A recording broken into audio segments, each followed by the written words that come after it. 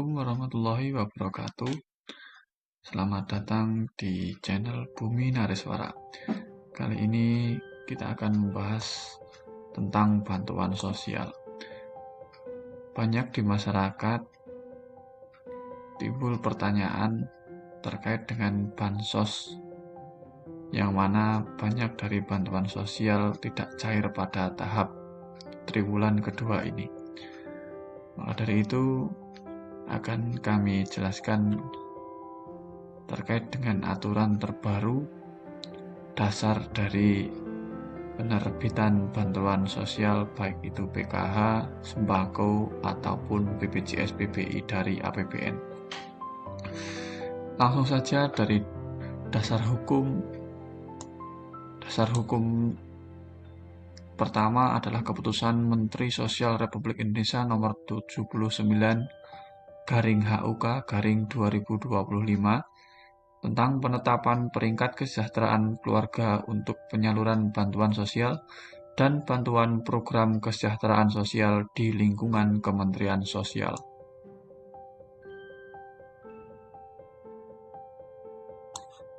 Pada diktum ke-1 menetapkan peringkat kesejahteraan keluarga untuk penyaluran bantuan sosial dan bantuan program kesejahteraan sosial di lingkungan Kementerian Sosial. Untuk diktum kedua, peringkat kesejahteraan keluarga sebagaimana dimaksud dalam diktum ke-1 bersumber dari data tunggal sosial dan ekonomi nasional, atau kita kenal bersama dengan DTSEN.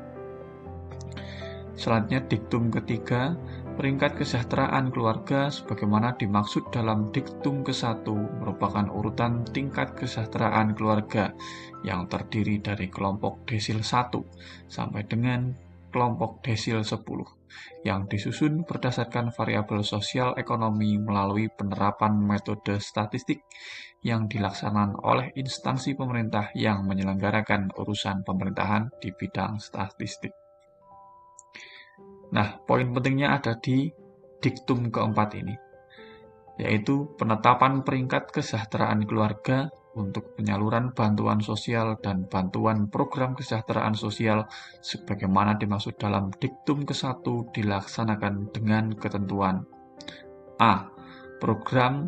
Penerima program Keluarga Harapan atau PKH menggunakan kelompok desil 1 sampai dengan desil 4. B. Penerima program sembako menggunakan kelompok desil 1 sampai dengan desil 5. C. Penerima bantuan iuran jaminan kesejahteraan menggunakan kelompok desil 1 sampai dengan desil 5. Poin D. Penerima bantuan program asistensi rehabilitasi sosial dapat menggunakan rentang kelompok desil 1 sampai dengan desil 5 atau berdasarkan hasil asesmen.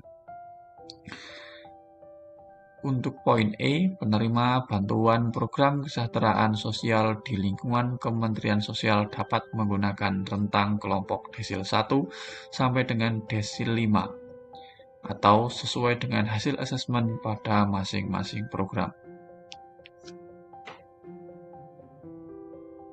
Nah, dari Keputusan Menteri Sosial tadi, kita dapat mengambil kesimpulan terkait dengan penerapan peringkat kesejahteraan untuk penetapan data penerima program bantuan sosial, terutama pada diktum keempat tadi. Jadi untuk PKH itu adalah kelompok desil 1 sampai dengan 4. Berarti bisa kita ambil kesimpulan bahwa jika kita semua masuk ke desil 5 atau bahkan sampai dengan 10, maka tidak akan mendapatkan bantuan program Keluarga Harapan atau PKH. Karena PKH hanya ada di desil 1 sampai dengan 4. Penerima bantuan program atensi dapat menerima bantuan sosial PKH di luar DTSEN berdasarkan hasil asesmen. Nah, ini tergantung nanti hasil asesmennya dari para pendamping PKH bagaimana ya. Lalu poin C, penerima PKH yang berada di luar kelompok desil masih dapat mendapatkan bantuan PKH apabila belum dilakukan GC. GC itu maksudnya adalah ground checking. Nah, di sini yang melakukan ground checking biasanya adalah para teman-teman dari pendamping PKH. Untuk selanjutnya, bantuan sembako. Bantuan sembako sendiri itu ada di kelompok desil 1 sampai dengan desil 5. Berbeda dengan PKH yang hanya 1 sampai 4. Berarti kalau Bapak Ibu semuanya masuk ke desil 5, itu masih ada kemungkinan menerima bantuan sembako. Tapi untuk bantuan PKH-nya sudah di stop. Poin B, penerima bantuan program atensi dapat menerima bantuan sosial sembako di luar DTSEN berdasarkan hasil asesmen. Sama ya, seperti poinnya PKH. C, penerima sembako yang berada di luar kelompok desil masih dapat mendapatkan bantuan sembako apabila belum dilakukan ground checking. Untuk bantuan atensi itu masuk kelompok desil 1 sampai 5 atau berdasarkan hasil asesmen program. Untuk poin B, penerima bantuan program atensi dapat menerima bantuan sosial PKH atau sembako di luar DTSEN berdasarkan hasil asesmen. Untuk selanjutnya adalah bantuan jaminan kesehatan nasional atau JKS. Dan kita kenal sebagai BPJS.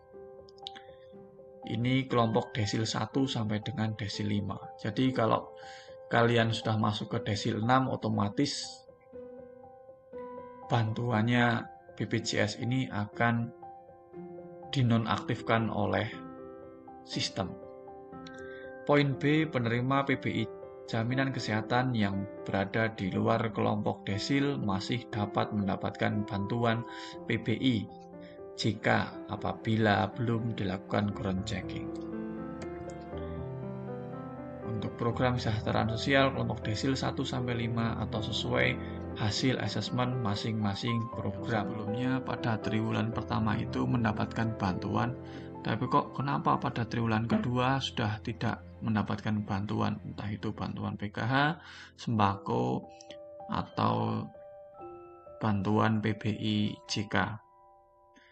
Karena pada triwulan pertama itu dasar penerbitan bantuan itu didasarkan pada data terpadu kesejahteraan sosial atau DTKS.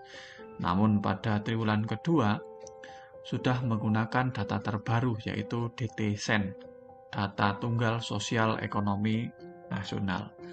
Jadi ini menjawab pertanyaan dari teman-teman bahwa kenapa sih bantuannya tidak cair? Karena dasar aturannya sekarang sudah berbeda. Begitu mungkin yang bisa saya bagikan, mudah-mudahan bermanfaat. Jangan lupa untuk klik subscribe untuk informasi-informasi seputar desa berikutnya.